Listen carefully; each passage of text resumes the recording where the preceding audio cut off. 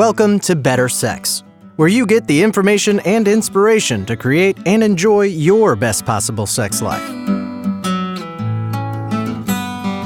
Join your host, sex therapist Jessa Zimmerman, as she brings you expert guests, helpful tips, knowledge, and strategies to improve your intimate relationships.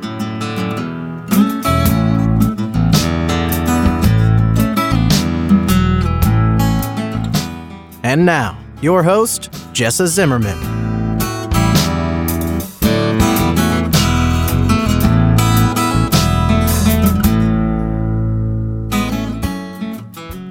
Hey everybody, it's Jessa back for another episode of the Better Sex Podcast.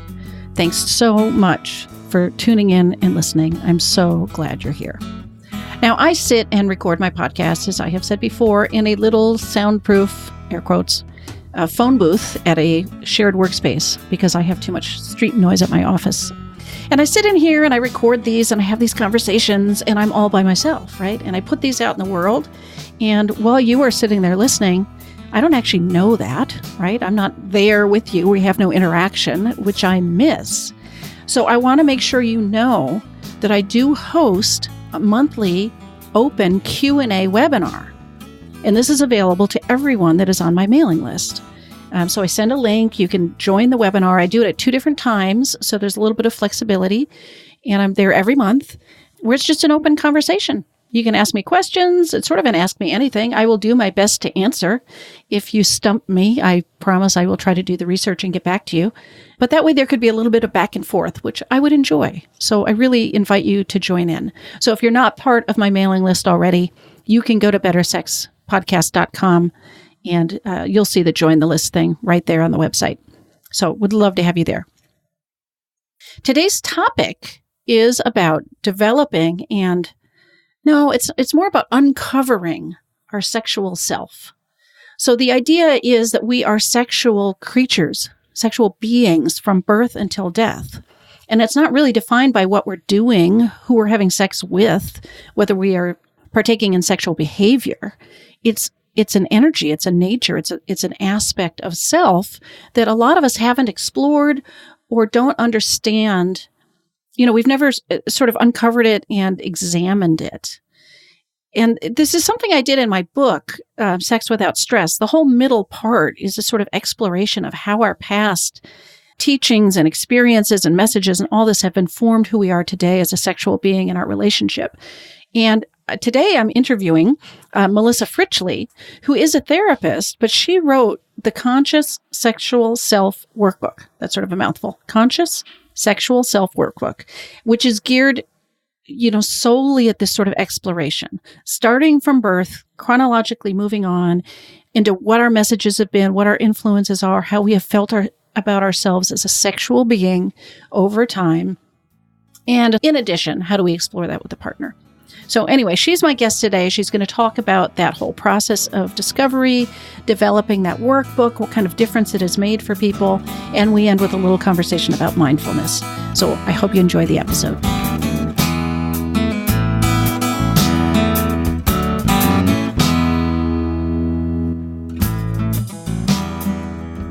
So Melissa, thank you so much for being with me today.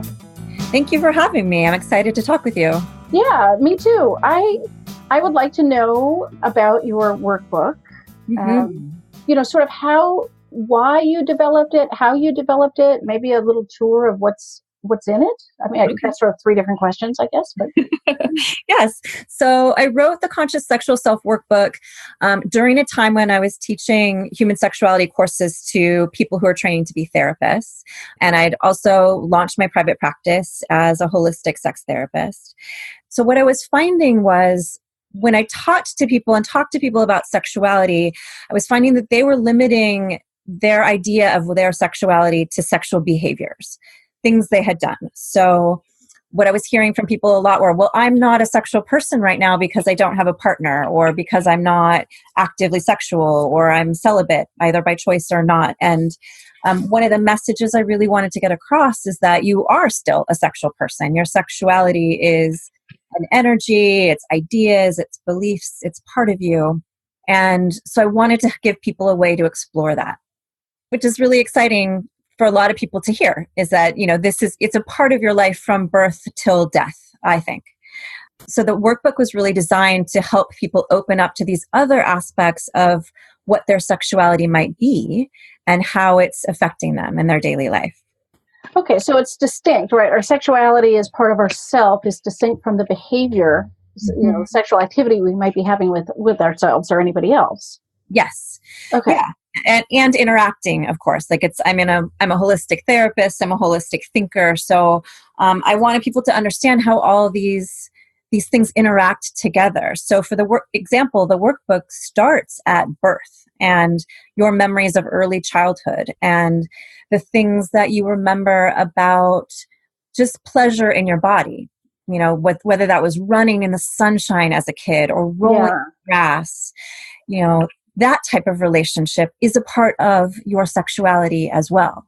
Different and distinct than adult sexuality, but it's part of what formed you. Right. As well as conversations you remember your parents having with you or your caregivers having with you about your body or your body parts or love and affection. So the workbooks opens people up to those kind of ideas about their sexuality, which I found to be really powerful. With therapists, I was really thinking it was important, if you're doing work supporting other people's sexuality, that it's really important that you look at your own so you can be as clear and clean as possible. So what I was doing with people in my classes was having them journal about their own sexual beliefs and experiences and history. And people were saying how incredibly useful that was. That these were just questions that no one had ever asked them. And that they'd actually never asked themselves. We go through a lot of experiences in our lives, and a lot of times they go kind of unprocessed, unthought about. So the idea of the workbook was it's a way to slow down and kind of return to some of these memories, some of these experiences, some of these beliefs, and take a closer look at them. All right, so it started out as part of your teaching, and asking people to journal sort of evolved into a workbook with actual questions and prompts and space to reflect, it sounds like. Yes. Okay. Yeah. So there's journal prompts throughout, and then there's also exercises that people can do to get more information or expand their idea of their sexuality. Now, I'm imagining, I'm trying to organize my thoughts here. Like on the one hand, so somebody that doesn't have a partner or is not sexually active right now, I can see, wow, there's all this benefit in realizing there's this whole sensual sexual part of myself that I can experience almost in my daily life. Mm-hmm, yes. And I'm also imagining that people with a partner, that this exploration would be helpful. Like if they're blocked or I don't even know what the language I want is around their own sexuality, it's going to have an impact on their sexual relationship. Yes. I mean, I have lots of couples who kind of do the workbook together, and maybe they'll journal on their own and then come together and have a conversation. Or I've had some very brave couples who read the questions to each other on car rides. Right. And talk about them. That's quite brave. But, I think that, it opens up a conversation just about how did you become the sexual person you are, and how did you come to like the things you like, or have the limitations that you do have, because some of us, we're all going to have some boundaries and limitations that are right for us as well. Yeah, absolutely. Absolutely. Yeah. So these conversations, are they sort of chronological from birth through childhood, through adolescence, to adult, to now, or? Yes. Okay.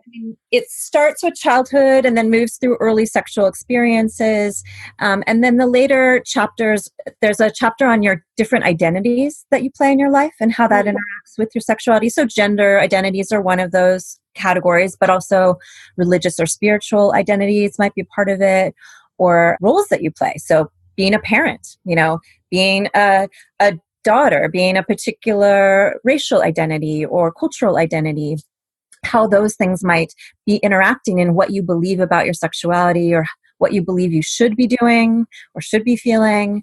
And so there's a whole chapter on that, which can be really useful for people. Mm-hmm. There's a chapter on partnership, just what changes for you when you're trying to be sexual with another person. Yeah. And, what your values might be about that, what your intentions might be in being with a partner, what, missteps you might have made in the past that you want to forgive yourself for. So, yeah. So until people had your workbook, where do you think they looked for answers? I mean, for those people that were even asking the questions or thinking that there were questions to ask, you know?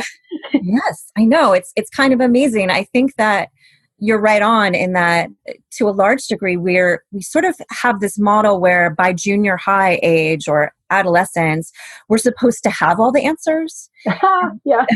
You know? And it's now embarrassing to ask questions. Right. And I mean, I remember that for myself. I remember laughing at dirty jokes that I didn't get and just kind of going along because I was too embarrassed to say, I don't know what you're talking about. Right. And so it really limits us. I think that's a huge, huge limit to our own self-exploration and sexual communication. So on one level, you're right. We're not even asking the questions. Right. On another level, I think we're looking for answers to places like Cosmo magazine or Playboy or pornography. Yeah. Right. Hopefully some good podcasts, like this one. I think it's getting better what's out there, but people are having to sift through so much material. I mean, I don't know about you, but I know for me, when I try to do internet research on sexual issues, I just have to, it's just, yeah. It's pretty overwhelming. It's pretty demoralizing of sort of the bad material that's out there. And I mean, on the pro side, right, there's a lot out there. And on the bad side is, you got to sift through and figure out what's legitimate or what's helpful or what's informed, Yeah. Yeah. And that sifting process is really hard. And so I think when we're looking to information out there, even the good information, what you're really finding is sort of what worked for other people. Yeah. And that can be helpful because you can sit and say, does this resonate with me? Do I like this?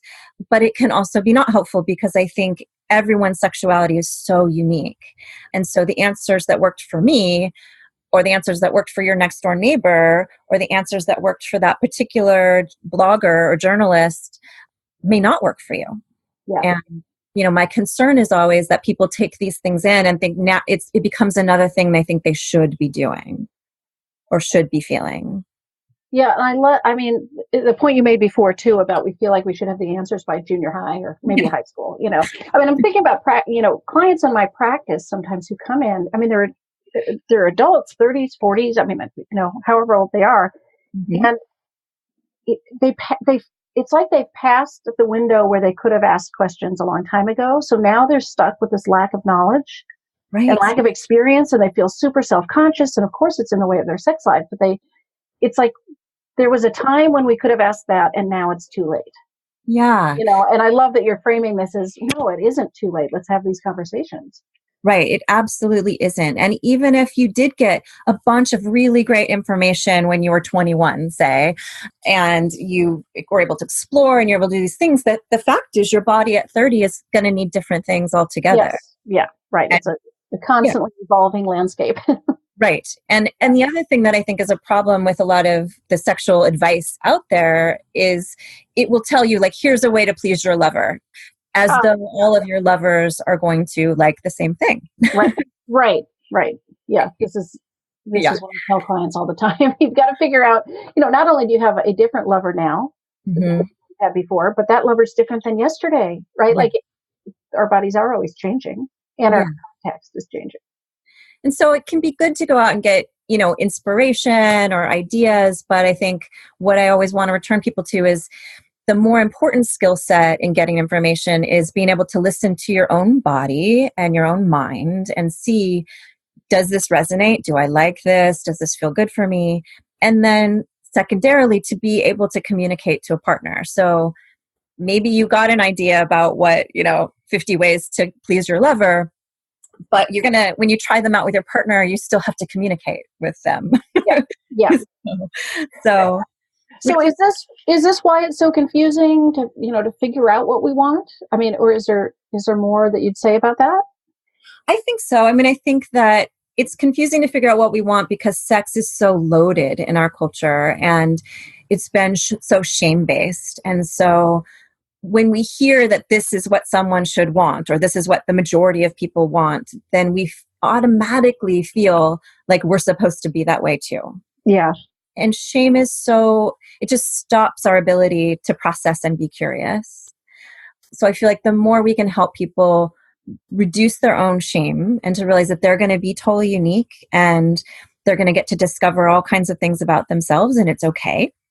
And they can decide how they act and what their ethics and values are, but they can also just receive information from themselves, and that's all okay. Then that opens up, a more expansive ability to figure out what you want. Yeah. And then, like you were saying, there's this other level of, there's what I want, there's what you want. How are we going to do something together? Yes. Right. That bridge. Yeah. Yeah. Right. What overlaps, what doesn't, what's possible, what needs to come off the table. I mean, like we each have to individually understand our sexuality and our preferences and desires. And then we have to collaborate with our partner. Yeah. And I think figuring out what you want is so critical because, a lot of times there are things in sexuality that feel awkward or uncomfortable. And, if you have a model, again, that looks at the media and like sex scenes that you see on TV or sex scenes that you see in porn, there's no representation of awkwardness. Yeah. Or just like discomfort or doubt or questioning. And that is a part of a curious, explorative sexuality. But to be safe for ourselves, we also have to differentiate between what might be an edge and some discomfort versus a boundary and actual no, right. Fear or this is not okay. Yeah, I describe this to people too. It's like we have to earn comfort with things. Like everything's uncomfortable the first time we do it. French kissing, or if we think back, right? Right. You have to have enough experience of something that it becomes comfortable. Yes. So it's not like we go off and do this stuff and it's like easy right away. I mean, at least you can't count on that. Right. And it's so valuable what you're pointing out too. What's the difference between that discomfort that we should expect and work through and wait, no, this is a no. I talk to clients a lot about figuring out how their internal sense of the difference between an edge, which to me is a place where you feel a little risky, you're a little bit scared, but in that good, excited way, versus a boundary where you feel like you're checking out or you're not in integrity with yourself or you're actually fearful. And that's so important. So how do you teach people to tell the difference between those two things? I mean, I might do work with someone around remembering a time when they were in different states, a state of excitement, and you can move it outside of the sexual realm for people to get a sense. Like, think about a time when you were excited to go give a speech or talk in public, if they ever had that, or, something where they sort of challenged themselves and they were a little nervous and they were on an edge for themselves. And what did that feel like in their body? Okay. Versus a time when they crossed a boundary of their own, right? And how that felt in their body when they knew, like, I'm doing this thing, but I don't really feel great about it. And I should step back. And I would explore it outside of a sexual memory first. Yeah. Because those other arenas can be safer. So one is to get that felt somatic sense. Well, how does your body tell you that you're excited or you're scared? Or, what are those different feeling states? You're on an edge, you're at a boundary. Yeah. And then I would talk about the shame voices that come in, because sometimes we think something is a no because we think we shouldn't do it. And that's a little bit more of an intellectual process sometimes of sorting through. Yeah. Like, is this your own value? Is this a cultural value that you inherited that maybe isn't actually relevant to you now? Right. It's like, whose boundary is it? Right? Yes. Is it really yours, or is it your trainings, or the messages you get from other people? Right. Yeah. So the workbook helps people work through those kind of things as well, sort of shaking off other people's stories, other people's values, so that you can find your own.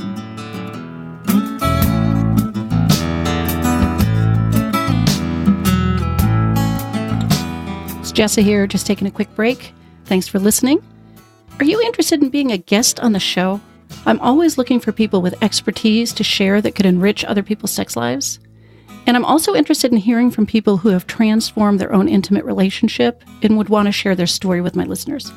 So if you've got something to contribute to the discussion and want to see about being featured on an upcoming episode, please visit our website, bettersexpodcast.com, and check out the Be a Guest details. You'll find everything you need there.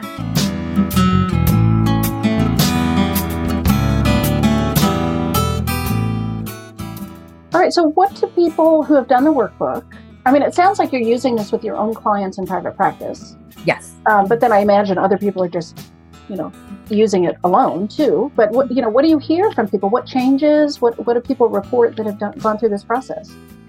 I hear a lot of reduced shame. And just there's a feeling of being witnessed, even though you might be doing it completely on your own, that you have this other voice that's talking you through it, and the fact that someone is asking these questions lets you feel like it's okay to explore them, that it's valuable and worthy to do so, and that your sexuality is important. So I hear that from people a lot. I hear a lot of increased self-compassion and compassion for partners. As people realize how complicated our sexuality is, it's been so impacted by all these different areas of our lives, and it's so intertwined with what we're doing and changing. And so people get a lot more self-compassion and compassion for others through doing the process, for sure. I'm imagining people would also report letting go of judgment. Mm-hmm. I guess it's related to reducing shame, but I'm thinking specifically about maybe they don't judge each other's desires as much, because I think there can be a tendency, what I want's okay, but what you want is weird. Right. Instead to realize, oh, wait, this is all within the realm of human experience, and we may have to collaborate or navigate how we're going to put these things together, but we don't have to pathologize each other either.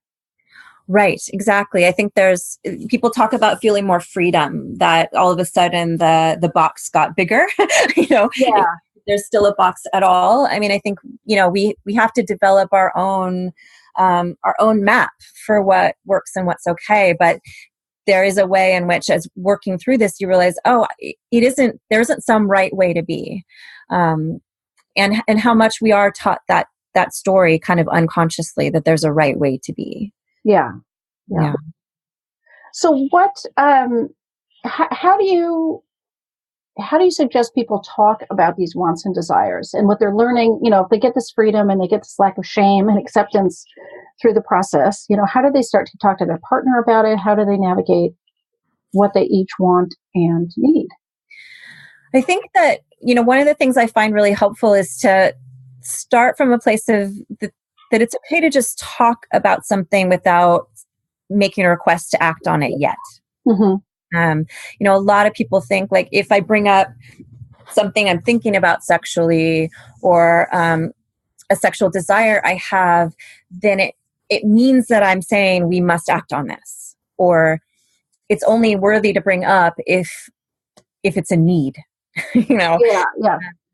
And so I think it's really important to first start from a place of, it's okay to just talk about what ifs and things you're wondering about or things you're curious about, without having to start a conversation about whether you're going to act on it yet or not.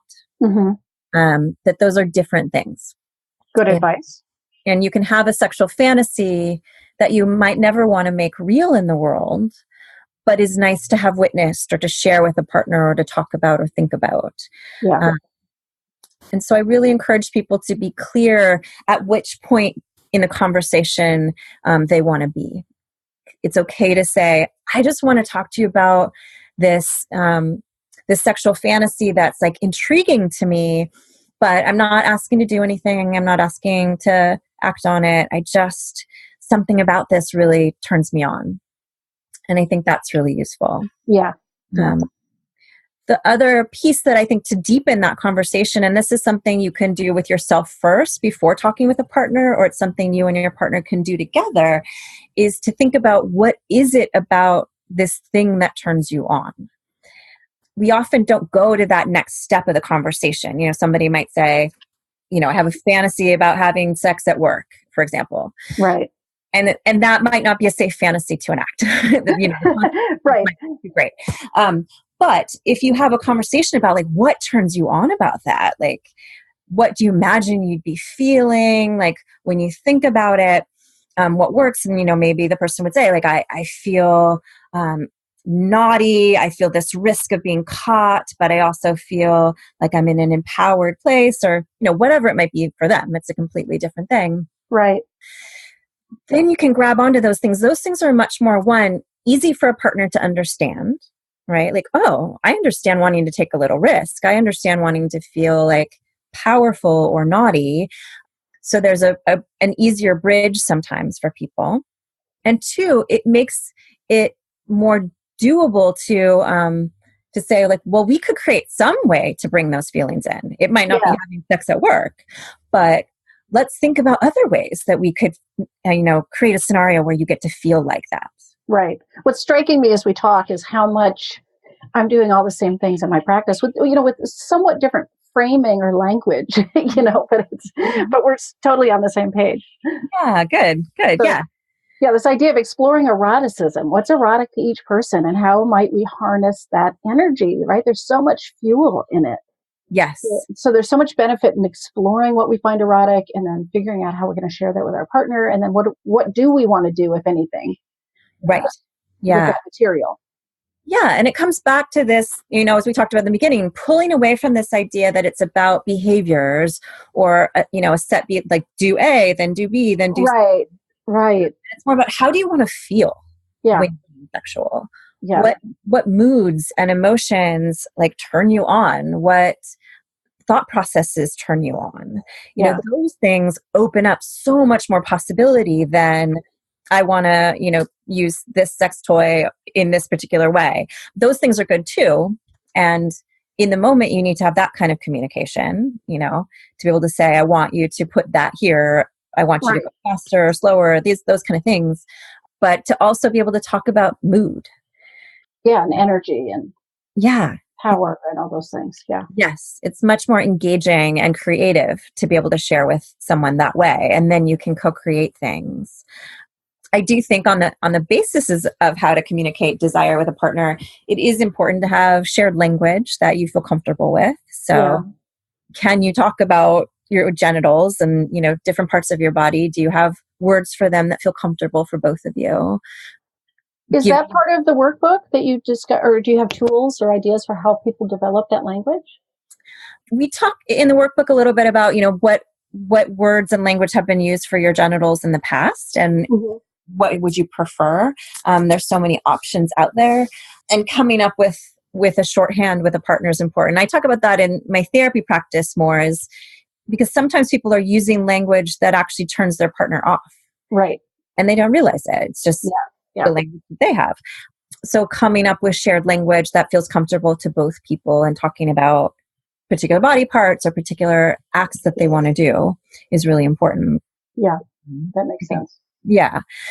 And I think, being able to say something from the positive, that's a general communication thing. But a lot of times people wait until they're frustrated before they share a desire. And so they come at it from this negative, right? Like, I wish you wouldn't do this, or why haven't you ever, or blah, blah, blah, which doesn't hit well. Right. That doesn't set that conversation up to be that productive. Right. No. And, so I think about helping people to focus on what excites you, what do you want, so that you can come at it from a request, from a place of excitement and positive feedback in some ways, in preference to negative feedback. Yeah, it's like, I want our relationship to be as strong as it can be. That's why I want to talk about this, so we can have the best sex life that we can enjoy together. Yes. Yeah. One of the techniques I like a lot that I think is really great, because there's a way of joining. Like sometimes also when we talk about our sexual desires, they can feel like they're just coming from us. And it's just that this is what I need and you have to meet me there. And it can kind of put your partner off or intimidate them or, make them feel pressured. And so one of the techniques I like is to say, I would like to do XYZ if that was exciting to you. Yeah. I would like to do this if that turned you on. And just that little bit of invitation at the end of bridging to the partner, of acknowledging, I'm asking for something in partnership. I'm not asking for this as a standalone thing. I'm saying, I want you to do it with me if you want to do it in partnership. Yeah. And I would imagine it's powerful to say, and I would like to hear what you want to do. Right? Yes. I really want to, be considering the things that you desire too. Yes, absolutely. Yeah. And so I think those little ways of bridging when you're talking to a partner can make a huge, huge difference. And they can be quite simple. in the way you bring them into the conversation, but they just really make a difference in how it's received and in softening the way you talk. So it doesn't feel like pressure. Yeah. Yeah. So I also wanted to ask you about mindfulness, which is, sort of a separate topic, but also totally related to sex. Yeah. I think, but you are a mindfulness meditation teacher, right? Mm-hmm. So Yes. How do you see mindfulness and sex coming together? I mean, maybe it's as obvious to the listeners as it seems to be to me, but maybe not. So.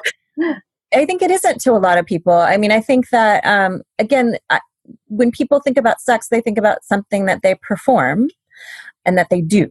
And so mindfulness is sort of like you can go to yoga class, for example, and just like blast through the poses and be doing them all right and be getting a workout and whatnot.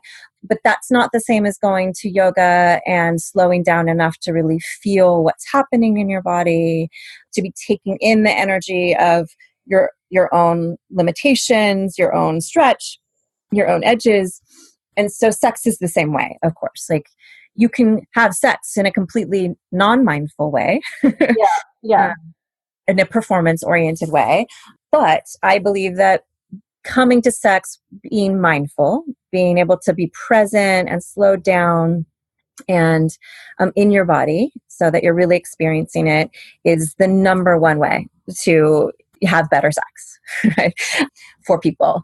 And it requires slowing down and it requires a more subtlety, which is hard for all of us. It's hard in the real world, much less in sex. And so what I hear from clients a lot is they're saying, well, yeah, I'm having sex and I'm not enjoying it. And I talk about, well, what's on your mind when you're having sex? And they're thinking, oh, well, I'm thinking about the dishes in the sink and what I have to do tomorrow. And I'm thinking about, these other things. And I'm wondering if the kids are going to knock on the door or if they're really asleep yet. And, and I hear that from a lot of people. Right. I do too. Yeah. And it's like, of course you're not enjoying sex. Right. Yes. You're barely there. Yeah. You're not really there. And so mindfulness practice is, there's ways that you can practice it just during sex and sort of how do you slow down? How do you prepare yourself to be present?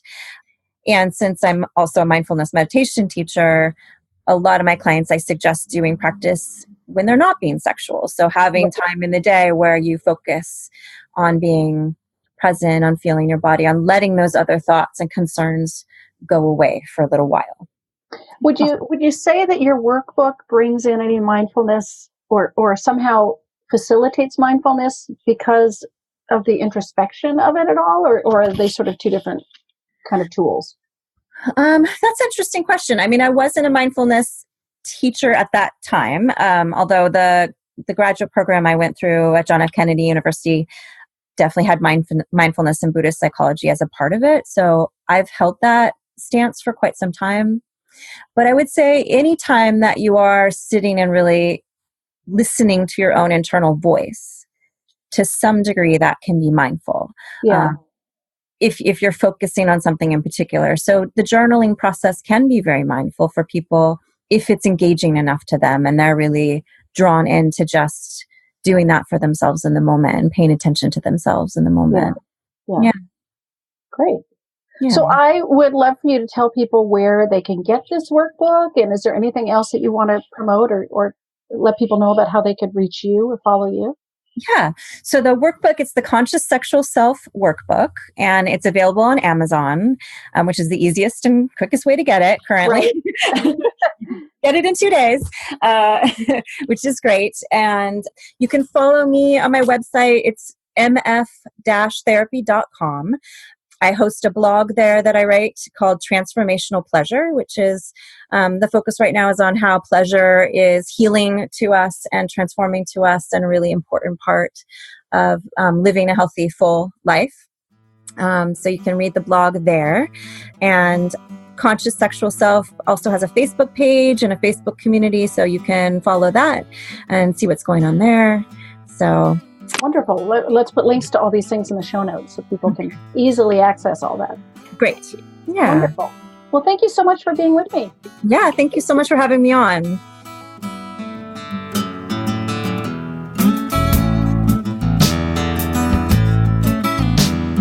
You've been listening to Better Sex. Please visit our website, bettersexpodcast.com, for show notes and additional episodes.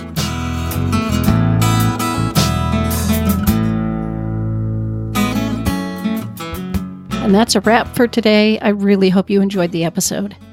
If you are enjoying the podcast, if some of this material resonates with you and you would like to make a difference and make sure that this keeps coming out in the world once a week, ongoing, there are a couple things you could do to show your appreciation.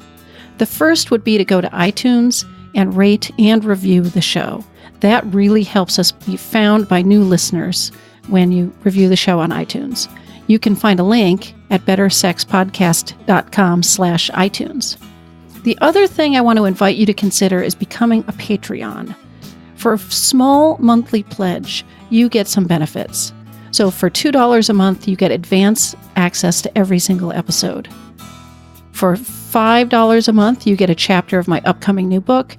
And for $10 a month, I host quarterly get-to-know-you and question-and-answer chats over the web, and you get invited to that. I would love to have your membership in that, become part of the Better Sex family. You can find a link at bettersexpodcast.com/Patreon, which is Patreon. Again, thanks for listening. I'm glad you're here. Feel free to comment, ask questions, get in touch. I'd love to hear from listeners. Thanks.